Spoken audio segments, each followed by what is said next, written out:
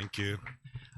It's a bit superfluous to welcome the minister in a crowd like this, but I just want to say a few words, and that is the woman I'm honored to introduce now is so well loved and well respected in this sector that her return to her portfolio for a second stint was universally applauded.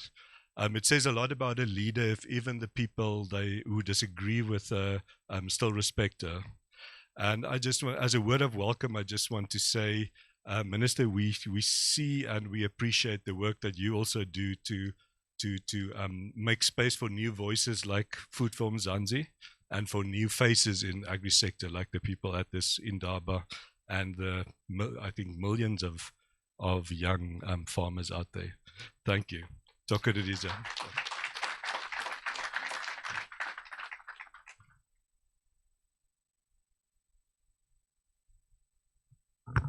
Thank you very much, Kobus and Program Director.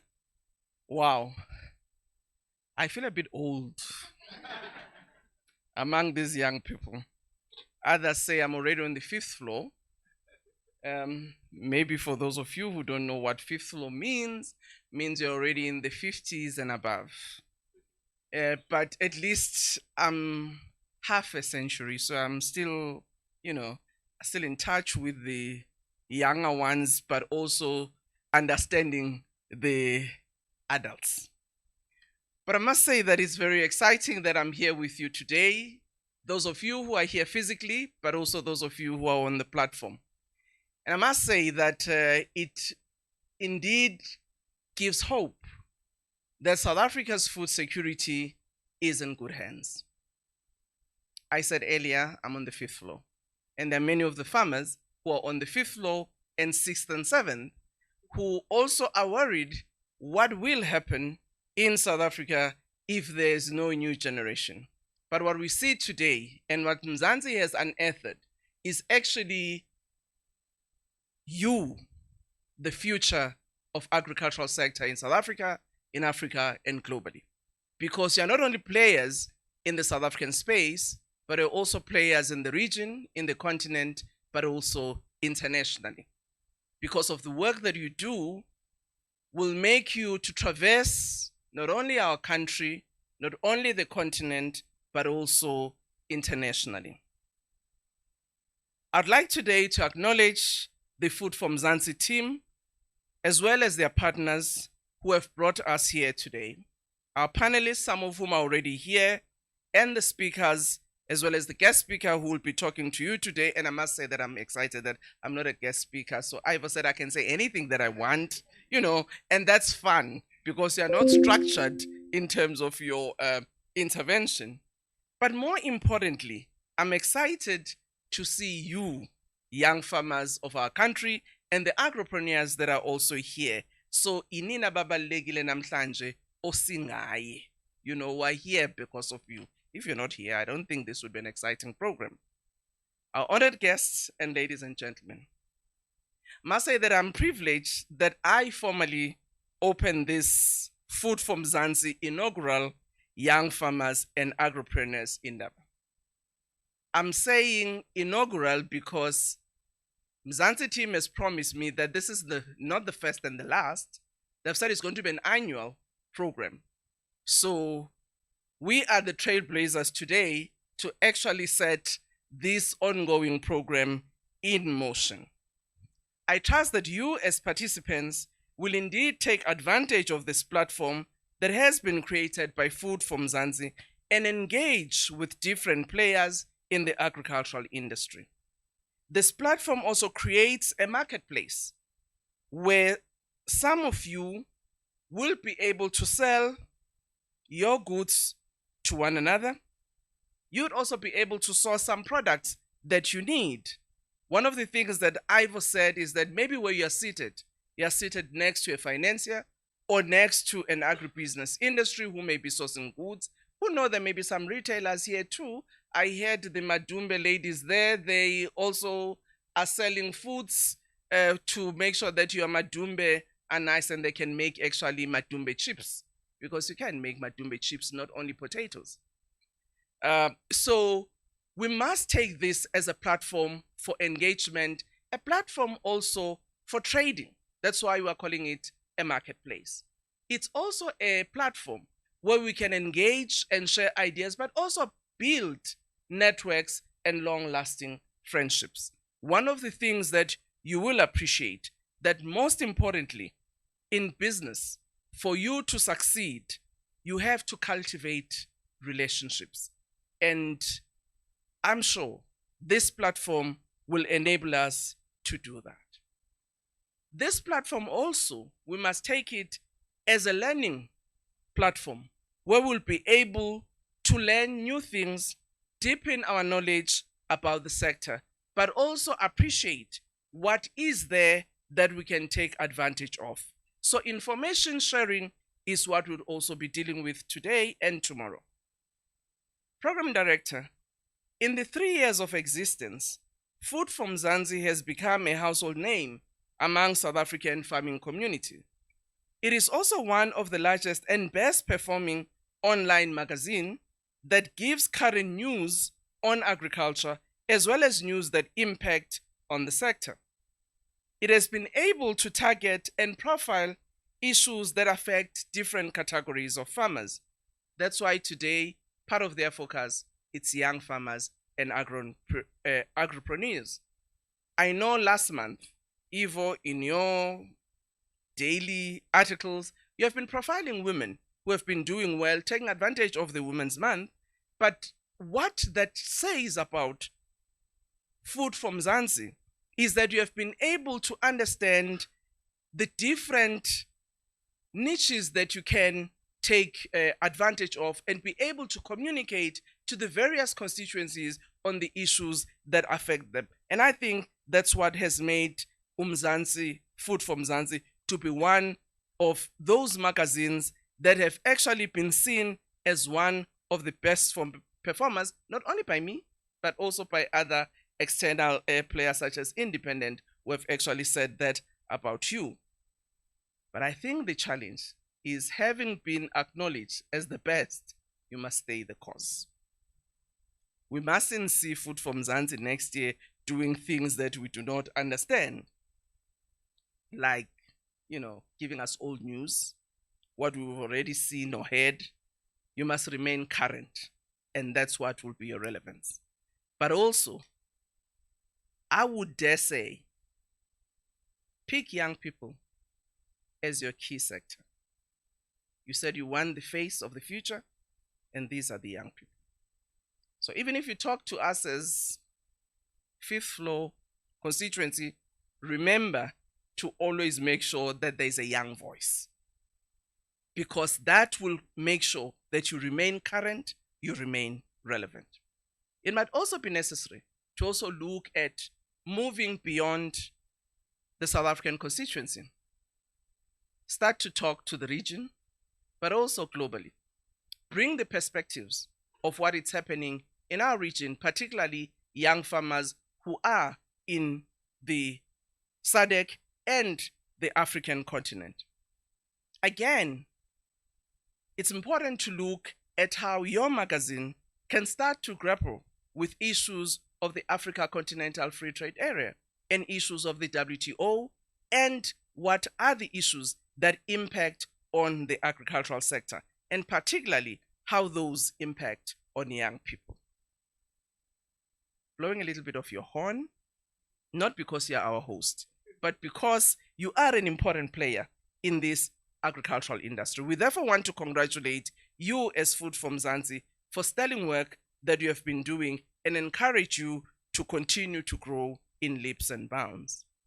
Program Director, the agricultural sector remains a critical player in growing the economy of our country.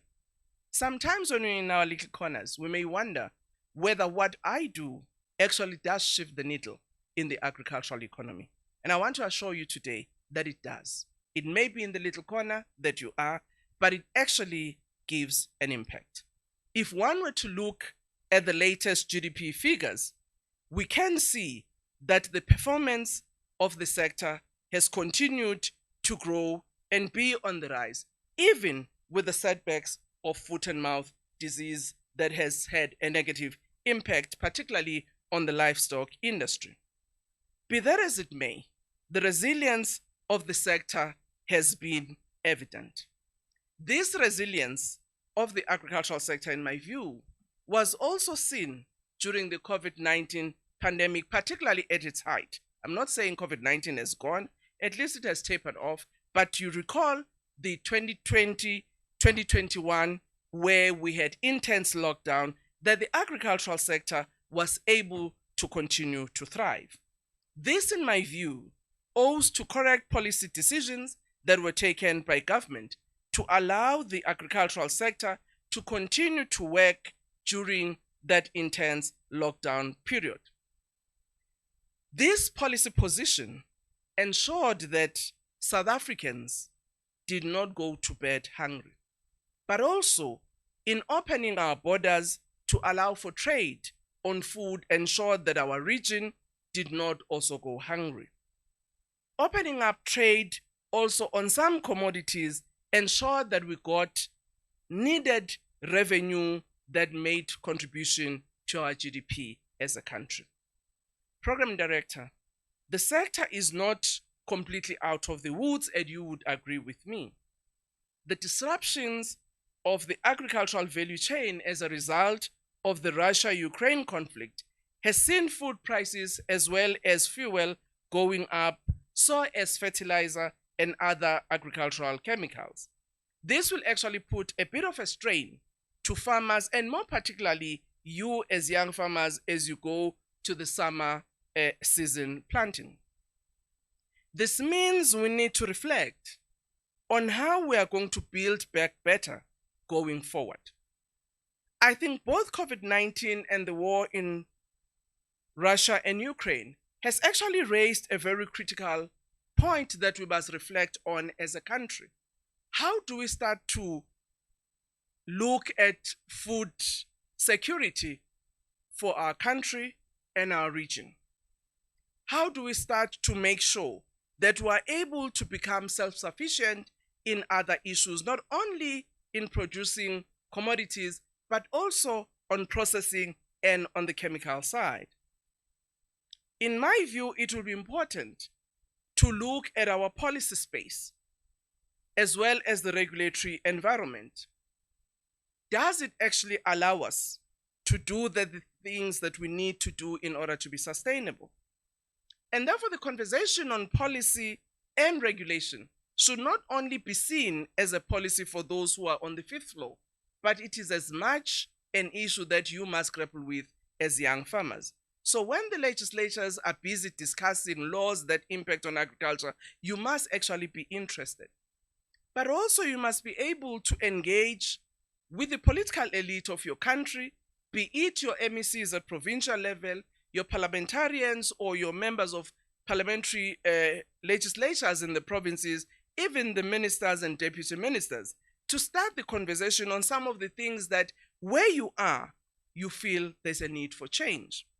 It may also be the things that you want to be enhanced because they work. I also think we will require to have a long-term vision for the sector and deliberately put plans that will guide us towards success. We also need programmatic interventions that will support the industry to grow. Maybe on this front, I need to share with you what we've done already. We have developed a vision, in my view, that will anchor agriculture as the mainstay of our economy. We envision that this sector needs to become inclusive if it has to be prosperous. Not only inclusive in terms of gender and youth, but also inclusive in terms of race and class. We know the country and the legacy of our past that we're still grappling with. And as Eva was saying, that at times we even find some of our own doubting whether those who have been emasculated from the land for many years, can they actually farm? And my answer to that is that yes, they can. If you look at the numbers of small-scale and subsistence farmers in the country, they're way above 2 million. But their constraint is that they operate on a small scale level, and they do not have a lot of them equipment to enable them to succeed. But the reason you do not have rural food insecurity is because of those subsistence farmers who have continued to till the land to feed their families. That's an affirmation that Black people can farm. If they are given an opportunity, they can thrive. And in building a new nation that is non-racial, non-sexist, and joined us together to actually look at what is it that we need to do best to make sure this agricultural sector succeed. We've undertaken a journey where we've brought in farmers' organization, agribusiness enterprises, labor, community members to actually say, what plan do we need to take going forward that is anchored on the National Development Plan as well as the Economic Reconstruction and Recovery Plan. And that took about 1.5 years of engagement and finally resulted in the Agriculture Agro-Processing Master Plan. This plan has been supported by relevant research, particularly from BFAP in Stellenbosch, who actually identified what are the opportunities for growth. And I must say that if you look at South Africa's rural areas, particularly in traditional communities, it may present on one hand enormous challenges because of lack of infrastructure, maybe insecure or tenure security, but again, on the opposite side, this is an area that's still good for growth. If some of you have driven or flown over the eastern seaboard in the Eastern Cape, you'll see many fallow lands that are evident with the contours that at some stage they were farmed, but they are not farmed today. If you drive around Limpopo, areas of Vembe, Tzanini, and Guyani, you will see the same. If you drive in the areas of former Bophuthatswana, it will be the same, which actually means those are some of the areas for growth. But what is also interesting, if you look at these areas very deeply, you'll find that your eastern seaboard present not only with good vegetation and good soils, but also very good weather or rainfall patterns. So the growth in that area, in my view, will be enormous. So if I were any of you, particularly from those areas, I'll start to have a serious conversation with our traditional leaders. And I must say that one of the trailblazers who have actually shown us that investing in those communities provides success is Wiphold. If you know that company by Gloria Serobe and Louisa Mojela, they went to Qedani, had a conversation with the community and the traditional leaders. And today, if you see that part of Qedani, have actually shown all of us that there is possibility in those areas for growth. Starting from primary production of maize, they've actually gone in partnership with AFGRI to put a silo, and I'm sure if they want to do so, they can even go for a milling capability. But they use their own resources as a private sector company to invest, to actually deal with the stereotypes that sometimes are there among our communities that these areas cannot actually succeed. I must say that one of the interesting things is that we've also got other partners here in the room. I'm not blowing their horn, but I'm talking out of experience of what they've already started doing. John Deere is one of those companies that have seen that one of the important elements, if you need to succeed, mechanization is important.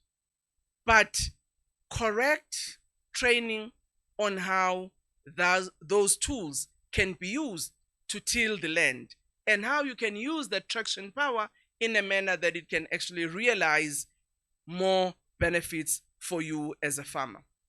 one of the pilots that I've been doing is really targeting the future farmers, you, to see how best can we work with you to change the landscape of our country. And part of that pilot is in South Africa's communal areas. Again, it takes a will and passion to be able to change things. You will agree with me that for anyone to succeed in this sector, there are certain things that are a necessity. Land is one of those. And this is the reason why, as a department, we've said on all land reform programs, particularly on land redistribution, we want to make sure that 40% of land that the state releases go to young people. 50% goes to women. Because we appreciate that land is an asset, and access to it, utilizing it productively, can actually create wealth. Second area is water. You would agree with me as young farmers that without water, whether in livestock or crop, success is not given. But when it comes to the water issue, I also think it's important for us to start to think, how do we use water efficiently, particularly in our country, because we are in a water scarce region. Therefore, those of us who are looking at making particular choices in terms of irrigation, I think choices of what we use is important to make sure that we do not waste the water that we require. The other element that is critical is finance. You know, I always say in agriculture, you need patient finance. I use that qualification deliberately because we are not an industry that, is like any other. Our industry operates in God-given NASDAQ, I will put it that way. So you don't look at the news and what the political landscape are, and therefore this is what the rand and the yen will be doing, and the dollar, like the people who deal with stock exchange. Our stock, God intervenes in a different way. You've planted 1 million trees, you wake up, there's a storm. You wake up, there's a fire. The dam breaks and, things happen. That money is on the ground. But also, if you look at the agricultural season, anything that you put on the ground, I'll say the least maybe 3 months to harvest, and the others is even more. But from day one, the worker who's working the land has to be paid. Support that needs to be given to what you are doing, whether it's irrigation, water has to be paid. If you are on poultry, electricity and feed has to be paid. It doesn't wait for you that you have not finished your cycle and you are selling your chicks or you are selling your veggies. So if you do not take those issues into consideration as a financier, you think that if you give me a loan today, tomorrow at the end of the month, you want your repayment, it doesn't work. So if there are financiers here, like IDC, we need patient finance. Finance that appreciates that this industry that we're in is important, even though you term it as risk, but it's a risk that is necessary because without it, you don't have food. I also want to say that patient finance needs to understand that these future farmers that are here, some of them are just 1 year, 2 years out of school. They don't have collateral. Some of them don't have parents who have had, some inheritance or certain things. Some of them, their mommy is Thoko, who's just a civil servant working for all of you, doesn't have any asset base that my child can claim as collateral. So I think in our country, looking at future farmers, our financiers should start to think seriously about how do we create packages that respond to this category of farmers that we want to build as the future producers of our country. So pension finance is one of the things that all of us have to agree about.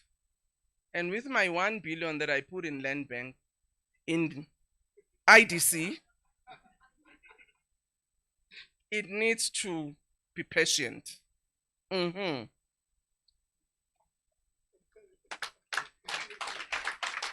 Tabby is not here. Ivo, is Tabby here? You must tell Tabby when she comes that land bank, as a board chair, they need to start to think about pension finance for these future farmers. Even though it's the same for those that are like me in fifth floor, but it is more critical for this new generation of farmers. The other important area is mechanization. Gone are the days that, we say pezgomkono, where you have igeja. And no, you can't be commercially viable. For you to be commercially viable, you need proper mechanization. And that's where my friends from John Deere come. And I hope your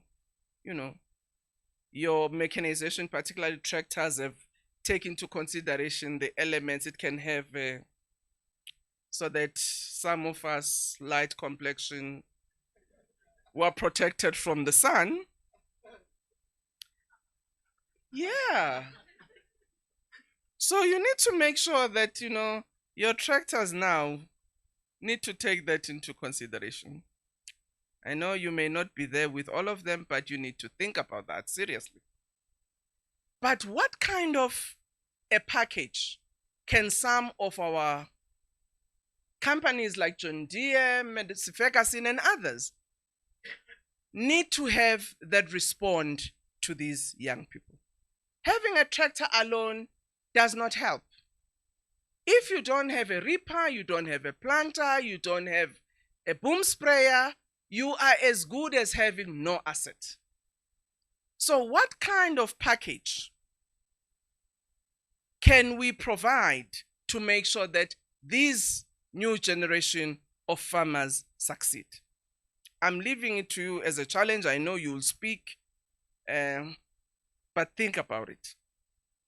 Technology is another important thing. If you want to be on the game, particularly you who wants to be commercial now, you need to make sure that what you produce can actually be the niche in the market. So research and technology is not, something that you can put on the back of your mind and say, I'll think about it later. Some of you, this pear and apple that has got some rosy cheeks, that is pinkish on one side, and that was developed for the UK market. Because they said, wow, your fruits are nice, but we can't walk, on the street and munching it. So our researchers looked at it and said, what do we do? So they went to the laboratory, developed something that is called Pink Lady that took the UK market by storm.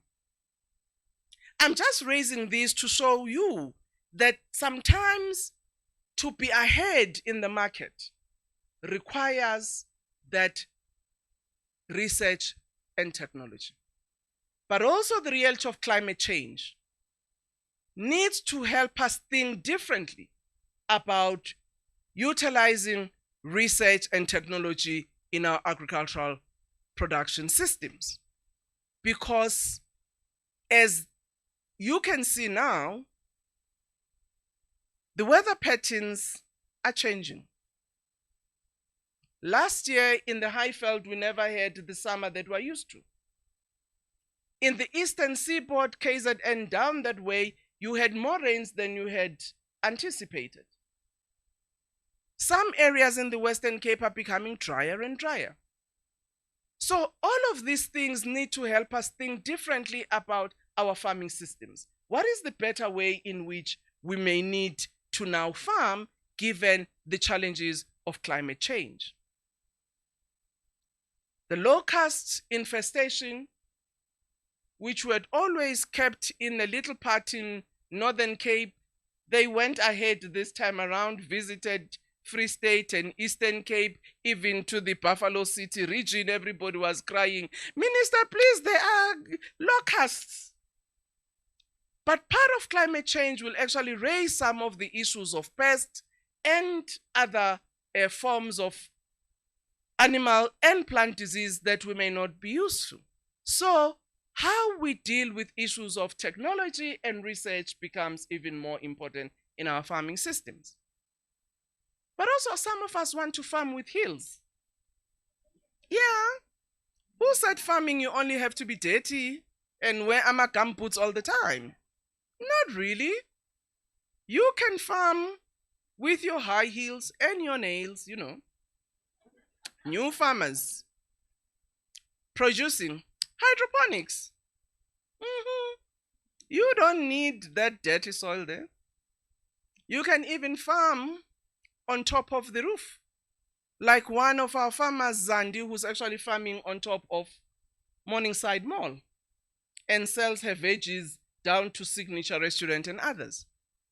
Again, it's about technological innovation. Issues of costs, we also need to take into consideration. Yes, we're one of the sector that is known as an employer of note, but you also need to think innovatively. You know, ukuhamba nje lendlela ka-100 hectares, hey, it's like a marathon. So you do need the drones.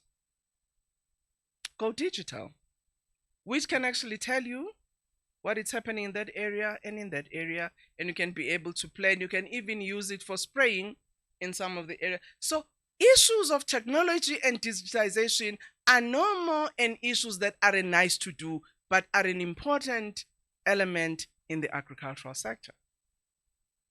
And particularly for you as young farmers, if you look at penetration of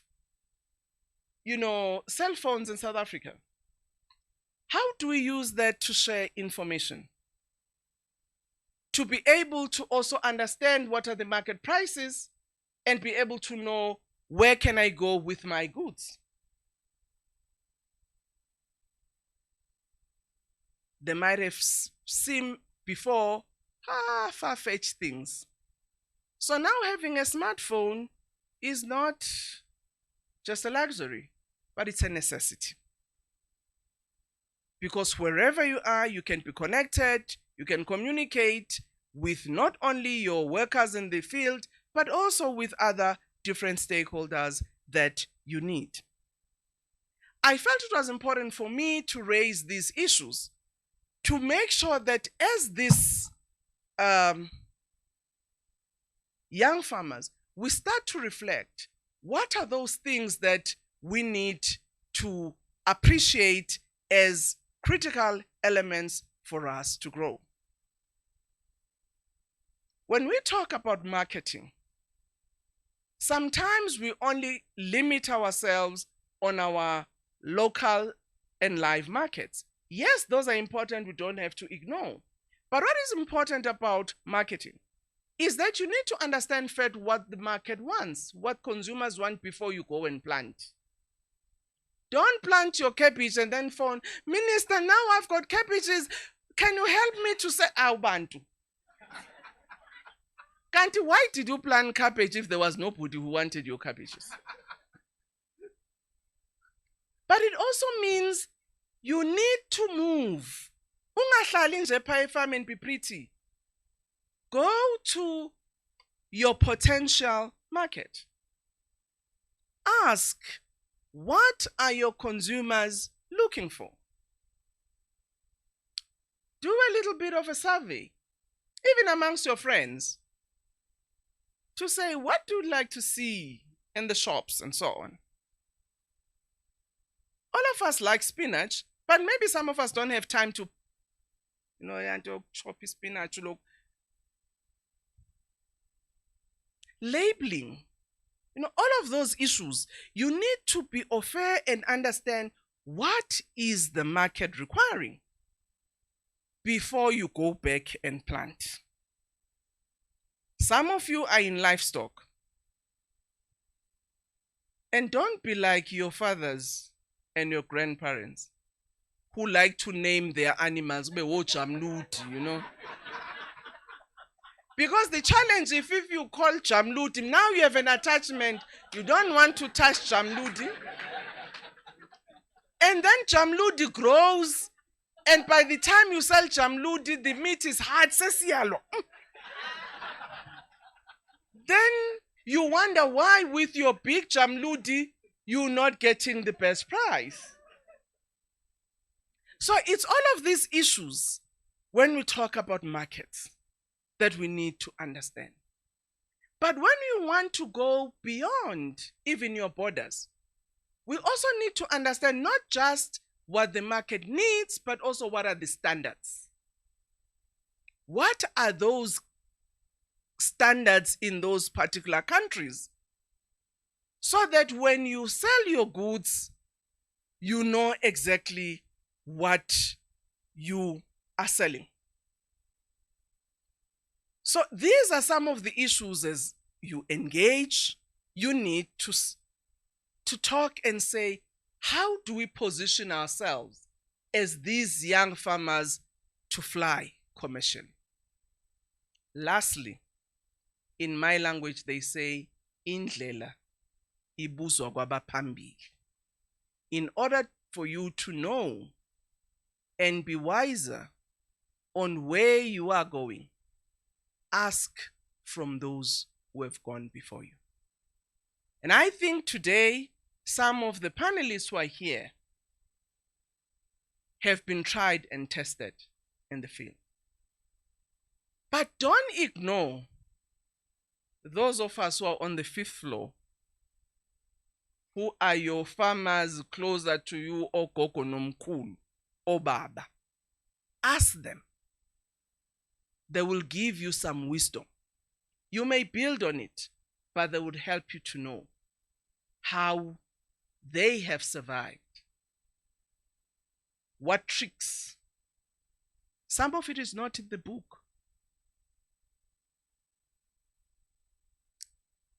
I want, preach to you or have some revival, but surviving in this sector needs faith.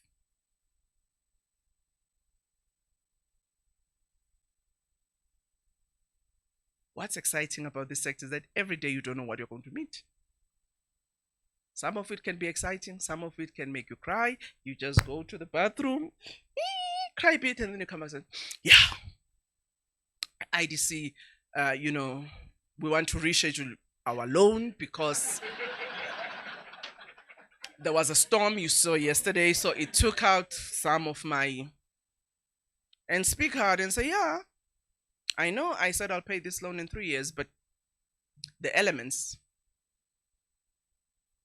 Don't say with one storm we are can't. I don't want anything about this thing. This is a hard business. Don't be like your mothers and your fathers who went to agriculture for retirement. Yeah, but a lot of our parents, they all worked and say, plus. No. This is a business. So the principles of running a good business, it's what you need to do. Financial management, project management is one of the things you have to learn. Because this is a business. You can't say, "Hi, Minister, no 4 hectares. How? I've never even seen that you can plant even upelepele nje. How am I going to be convinced ukuthi le mali yami? And then some of you don't have a savings account. You have your own bank account. Ufake yonke imali, so you never know ukuthi this one was for your enterprise, this one was for you. Hayi bakithi. And some of you, because you think this is your farm, you don't put yourself, in that list of wages and salaries. When ucabanga ukuthi because ifam yakho uzothatha nje.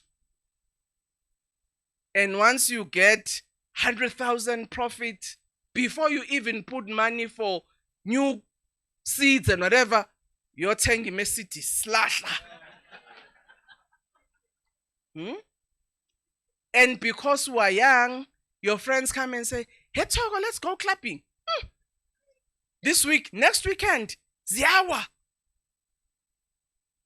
The plants don't iwa.